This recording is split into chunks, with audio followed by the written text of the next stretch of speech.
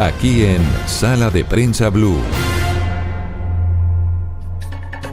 Estamos de regreso en Sala de Prensa Blue a través de todas las frecuencias de Blue Radio, pero también a través de la señal de noticias Caracol en vivo. Hoy domingo estamos en mitad de puente festivo y estábamos hablando o hemos hablado de todo lo que ha pasado en las últimas horas, en los últimos días y en esta primera muy movidita semana de 2026, lo que pasó en Venezuela, el impacto sobre Colombia, las diferencias entre los presidentes Petro y Trump, repito, como lo decía hace un rato, zanjada por una llamada de la que hemos hablado hasta la saciedad. Pero hay un tema, me decía aquí un oyente, oiga, le falta un temita entre comillas, que yo creo que bien vale la pena hablar, no solo sobre el tema Venezuela y el impacto que pueda tener sobre Colombia, sino en general el panorama económico del país en este 2026, atravesado por elecciones presidenciales y de Congreso y también por una cantidad de factores que uno debe tener aquí anotados en su libreta.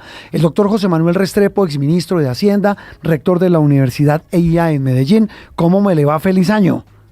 Feliz año, Juan Roberto, un saludo muy especial, qué grato estar hoy domingo aquí en Sala de Prensa, me encanta. Oiga, ¿qué tal lo movidita esta primera semana, no?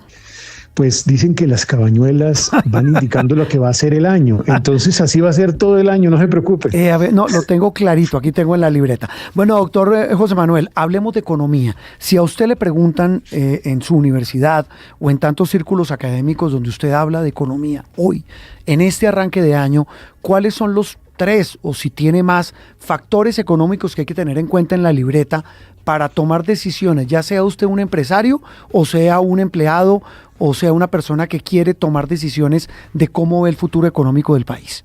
Mire, factores claves que usted tiene que considerar. Primero, ¿qué impacto finalmente va a tener, si lo va a tener, el aumento de salario mínimo de 17 puntos porcentuales por encima de inflación y productividad? Ese es el primero. Sí. El segundo de ellos, ¿para dónde va la realidad fiscal? Es que lo que hemos visto y lo que estamos viendo es que vamos camino a un año que 2026 será el año del récord en la historia de Colombia de déficit fiscal y deuda pública. ¿Cómo vamos a financiar ese montonón de recursos? Sí. 3, ¿para dónde va el crecimiento? ¿Vamos a seguir soportando el crecimiento en la administración pública, en burocracia estatal, o vamos a encontrar ya fuentes de inversión adicionales? Y eso dependerá de las elecciones presidenciales, de dónde se dilucida la expectativa de para dónde va el crecimiento de Colombia hacia adelante. Y uno, como para cerrar, sí, esto de Venezuela, ¿cómo nos va a repercutir?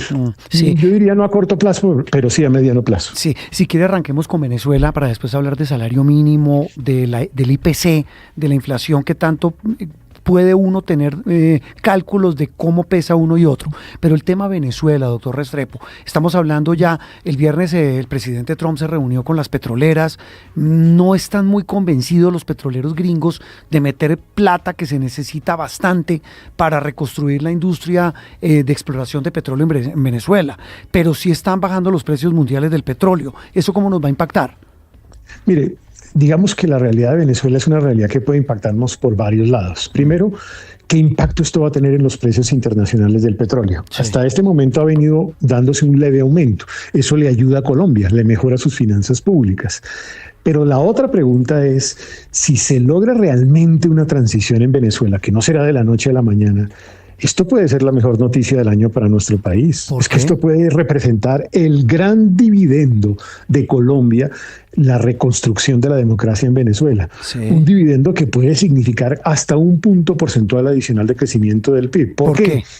Por exportaciones. Es que Colombia llegó a exportar más de 4.000 millones de dólares y hoy está cerca de 1.000 millones. Es decir, se puede multiplicar la capacidad exportadora. ¿Por qué?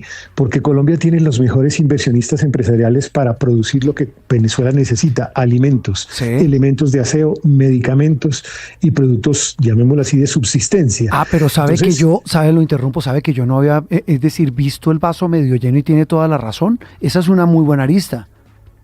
Porque en el fondo, ¿quién más lo va a producir? ¿Dónde están las economías de escala, la cercanía de frontera?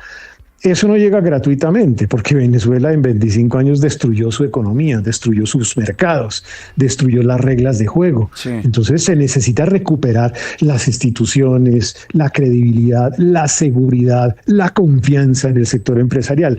Pero si eso se logra, le garantizo, Colombia tiene el mejor dividendo posible. Esa es una muy buena arista y una muy buena oportunidad que bien valdría la pena ver. Ahora sí hablemos de un tema que a todos nos golpea y es ese incremento del salario mínimo. Digo, nos golpea para quien gana el salario mínimo, seguramente para bien, pero para muchas personas, empresas, otros dicen nos golpea para mal. Y es ese aumento del 23% del salario mínimo versus el aumento del 5.1% de la inflación en el año 2025. Esa relación, ¿cómo nos impacta, doctor Restrepo? Mire, primero hablemos de los que se van a beneficiar, por lo menos de primera, que son los 2,5 millones de colombianos que ganan un salario mínimo. Sin duda, ellos se van a ver beneficiados en una primera etapa. Sí. El problema de esto es que ese aumento tan significativo por encima de inflación, que pareciera muy atractivo y que beneficia a algunos a corto plazo, más temprano que tarde se lo va a comer la inflación. Dicho de otra manera, ya lo empezamos a ver. Cuotas de administración que están subiendo de manera significativa en este año. Cuotas de arriendo en algunos casos. Sí. Están subiendo los copagos en salud. Están subiendo las matrículas de instituciones educativas. Los costos de transporte, servicios públicos, energía. Entonces, esos aumentos se van a ir comiéndole el beneficio que aparentemente recibía ese trabajador de salario mínimo. Pero ojo, es que Colombia también tiene otras personas que no reciben salario mínimo. ¿Sabe cuánto reciben menos del salario mínimo? Cerca de 12 millones de colombianos, 12 millones de familias. Cantidad enorme. Sí. Esa gente recibe menos del salario mínimo. Ellos, a diferencia de los que sí reciben el salario mínimo, no tienen el incremento, pero sí tienen los costos, porque la inflación es un costo para ellos. Claro. Entonces, a ellos se les come la capacidad de compra. ¿Sabe que me han dicho muchas personas que tienen negocios que el aumento del mínimo, muchos de sus empleados ganan el salario mínimo, pues está haciendo casi que imposible sostener la misma cantidad de empleados? ¿A usted le han dicho lo mismo? Sobre todo el grueso del empresariado. Mire, este no es un problema para la gran empresa, para ser absolutamente franco. Se le reduce un poquito la utilidad y ya.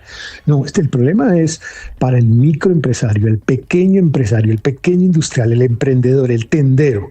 Esa persona va a tener o que desvincular trabajadores, no contratar más trabajadores, o una más sencilla, que es bote al trabajador y después lo contrata de manera informal pagándole menos del salario mínimo, sin prestaciones sociales. Eso se llama precarizar la economía, informalizar la economía. Y eso es un costo gigantesco para una sociedad. Sí. Es un empobrecimiento. No, pues claro, sin duda. Y es un tema para analizar y para tenerlo, porque tiene tanto de largo como de ancho. Doctor Restrepo, el último punto que usted tocaba del crecimiento. Mucha gente le pregunta a uno por qué hay tanta preocupación por la economía. Claro, el déficit fiscal, que el Estado es mucho más lo que debe que lo que recibe y que lo que produce para generar ingreso. Eso, digamos, entre comillas, está claro. Pero no se entiende esa preocupación cuando a la economía no le fue tan mal. Es decir, la economía está creciendo. Se lo voy a poner de la siguiente manera. A ver. Porque es que la economía, en el crecimiento del PIB, en más de un 50%, en este momento está soportado en la administración pública, o sea, en el exceso de déficit fiscal y de gasto público. De cada 100 pesos que se producen en Colombia, ¿cuánto produce la administración pública? Digamos que el último dato es que casi el 50%, para no ir muy lejos, de la generación de empleo se dio a través de la administración pública. En otras palabras, el nuevo empleo que está generando el país lo está generando el Estado. Y el 50% de los últimos crecimientos ha estado soportado en el aumento de la administración pública. Entonces, digamos que ese no es el ideal. Y el otro es por la vía del consumo. Claro, cuando usted le mete y le inyecta dinero a la economía, la gente consume más. Pero ojo, la inversión, que es la que genera crecimiento sostenido de largo plazo en relación al PIB, es el peor dato en más de 20 años en la historia. Deme un ejemplo de inversión, digamos, para alguien. Inversión es que la fábrica haga una nueva planta. Inversión es que la empresa compre una tecnología para producir más. Eso es inversión. Inversión es que haya más construcción de vivienda. ¿Y eso está caído? Digamos, esa inversión está caída.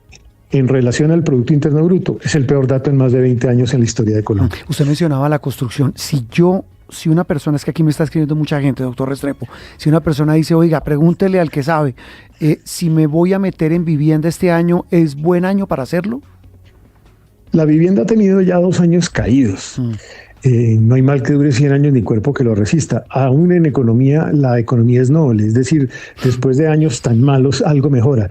Yo creo que este es un año en donde, sin que vaya a ser extraordinario, va a empezar a mejorar. Lo que pasa es que todavía las cifras no son tan bonitas, pero pues yo creo que ya va siendo momento de hacer algún grado de inversión en el país. Lo que pasa es que eso es muy importante saber para dónde van a ir las condiciones hacia adelante. Y sabemos, por ejemplo, que no hay subsidio BIS, por ejemplo, ya. Sí, y esta trivia rápida, doctor Restrepo, si usted fuera asesor de una campaña presidencial, ¿qué le diría a su candidato o candidata?